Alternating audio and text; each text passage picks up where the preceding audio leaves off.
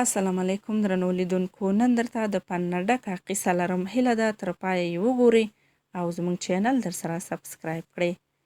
دا ویډیو حکایت باید ټولې خویندې وګوري او مطلب ورنه واخلي.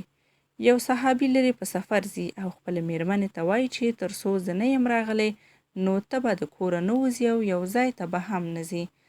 میرمن یې وویل ښه په دواړو سترګو. صحابي په سفر لاړ. څه موده وروسته یې ښځې ته احوال راځي چې پلار دې مریض دی. ښځې ته د خاوند خبره په یاده شوه چې د کوره مه وځه. ښځه نبي کریم صلی الله علیه وسلم ته ځي او وایي چې خاوند مې اجازه نه ده کړې چې له کوره ووځمه. اوس مې پلار مریض دی، زه ولاړ شم او که نه؟ نبي کریم صلی الله علیه وسلم ورته وفرمیل چې د خاوند اطاعت دې وکړه او مه وځه. ښځه بیرته کور ته ولاړه. د پلار مریضي یې زیاته شوه. بیا نبي کریم صلی الله علیه وسلم ته راغله چې زما د پلار مریضي شدیده ده، ولاړه شم او که نه؟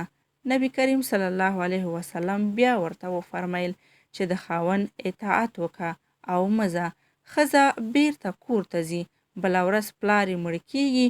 بیا نبي کریم صلی الله علیه وسلم خواته راځي، وایي پلار مې مړ شوی دی او جنازې ته ولاړ شم او که نه؟ نبي کریم صلی الله علیه وسلم بیا ورته وایي د خپل خاوند اطاعت وکړه، مه ځه. ښځه بیرته کور ته ځي. بله ورځ نبي کریم صلی الله علیه وسلم ورته زیری وروړي چې ستا د پلار او ستا ټول ګناهونه الله تعالی په دې خاطر وبخل چې تا د خپل خاوند اطاعت کړی و.